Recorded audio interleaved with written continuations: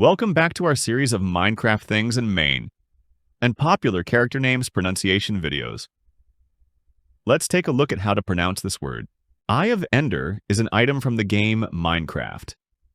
It is used to locate strongholds and activate end portals.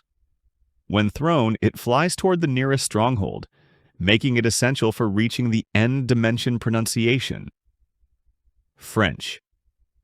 In France, the term Eye of Ender is pronounced Eye of Ender, with a clear I and a smooth onder, Eye of Ender, giving it a flowing and balanced sound.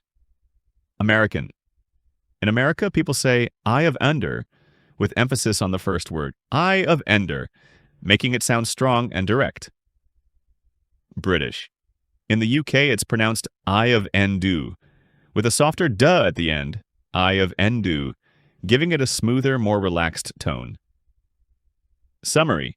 French, Eye of Ender. American, Eye of Ender. British, Eye of Ende.